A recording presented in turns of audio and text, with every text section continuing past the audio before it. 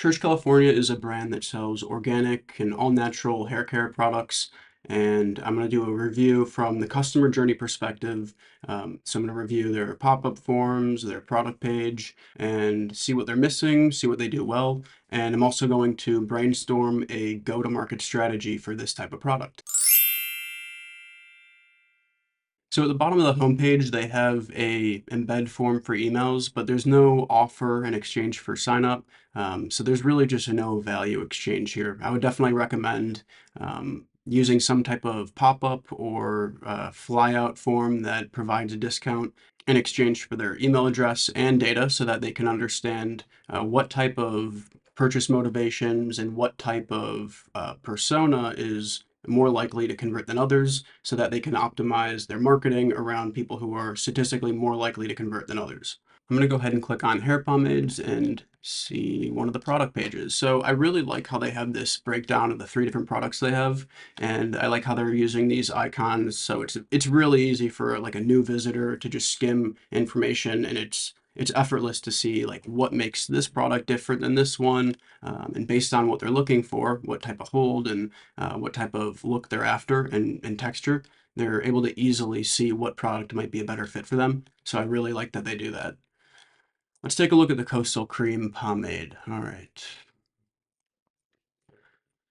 So there's no videos on this product page. They should definitely have a video of either the product being used or someone styling with the product, or maybe from the founder explaining why the product was made. Obviously, it's an all-natural, 100% organic botanical hair cream, but they don't say why it was made. They're not mentioning like why. There should be some type of video that mentions like the problems with the typical alternatives and why this is a better solution.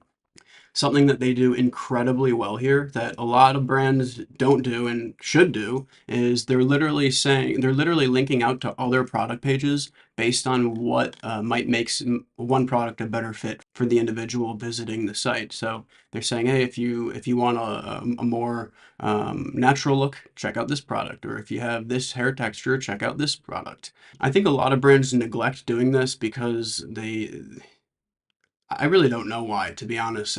But I think the reality is that if you don't put important context about the product directly on the product page and you make people manually open up new tabs to find the information they need to consider a first-time purchase, then you're just going to you're shooting yourself in the foot here, for brands that don't do this. And that's why I really like that this brand is directly linking out to other product pages. This is really cool. I love this section, how they have 24 natural ingredients, and it's easy to just expand and see like what makes, basically why these ingredients were chosen for this product. That's a really cool thing that they do. I like how they have their guarantee directly on the product pages. A lot of brands make the mistake of forcing people to open up the FAQs or the about page to find information about returns and guarantees and shipping.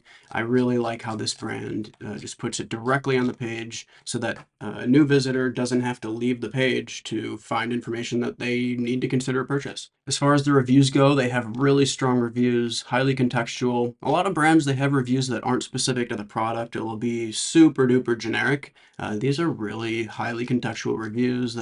Some of them have pictures showing the product. And I don't know if they're searchable. Are they searchable? Let's see. I like how they have a section for asking questions. I would say they're the only thing that's missing as far as the reviews. I like how other brands have like the searchable element, so you can query for specific keywords.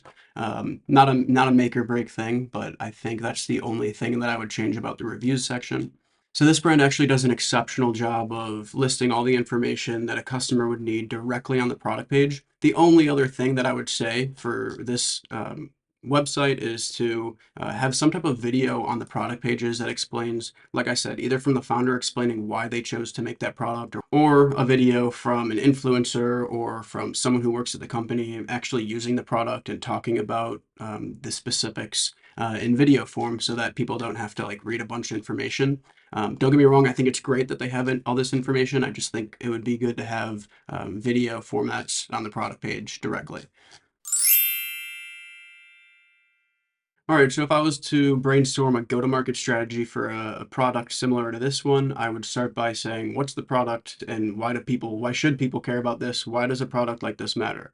So for organic and zero waste, or for organic and all natural hair care products, I would say it matters because a lot of the health conscious consumers are increasingly prioritizing natural ingredients and products that don't contain fillers and phthalates and parabens and things of that nature. So it would matter to consumers because it's a health conscious option for people who don't want to use harsh additives or products that typically contain harsh ingredients. Next, I would ask, what's the number one reason people buy these types of products? This is where data collection can be really, really useful because you can, like I said earlier, if you collected data in a pop-up in exchange for a discount, you're getting value in exchange for the discount you're providing. And the data that you collect is worth more than the discount because you can begin to understand why do people buy this, and of the people that we're attracting to our website, how come some of them convert and why do others not?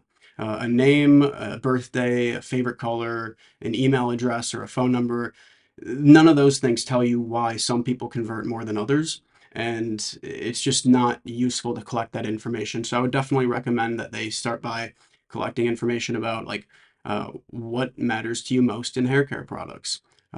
What type of products do you what type of products do you use? How often do you use these types of products? Those are all data points that can be used to understand purchase motivations. You can take those qualitative data points, map them to post-purchase quantitative outcomes, and then you can begin to see what makes someone who signs up for the same offer more or less likely to convert. So after thrashing out the number one reason people buy this type of product, I would ask myself, how do consumers experience new products like this for the first time? In the case of these organic or all natural hair care products, I'd probably say that it's seeing like it's probably asking friends and family like what they use for their own products, social media, whether paid advertisements, seeing ads in their feed, or if they follow influencers that are health conscious and make health conscious content. That would be another way for people to discover these types of products. Another one that comes to mind is barbershops. Like when you go into a barbershop and after you get the cut, they ask you to style if you want any like styling cream. I would say those are probably the three biggest ways people discover new hair care products.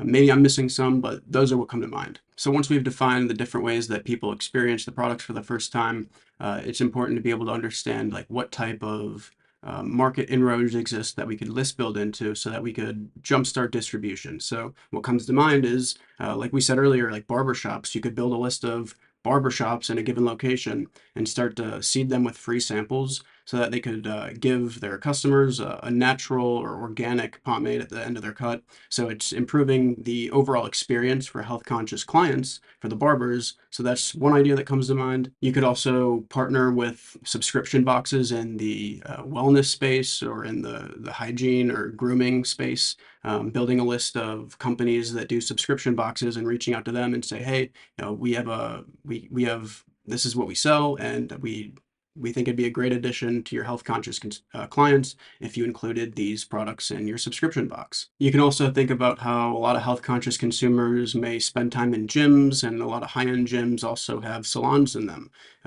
Think Lifetime Fitness and things like that. You could go to that. You could build a list of the different high-end gyms that might cater to clients who are health conscious, and you could offer to put your free samples in their salons, in the gyms, and cater to those people. There's also a lot of online health communities and on beauty communities online that you could engage with and further conversations about the products within those communities. So those are some ways that you could, some unconventional ways that you could look to capitalize on for a go-to-market strategy. So in summary, I'd say that this is a brand that does a great job putting all the information consumers need on their product pages. I would definitely recommend using some type of pop-up offer in exchange for data so they could better understand why their customers are purchasing, and then also to have some type of video on their product pages.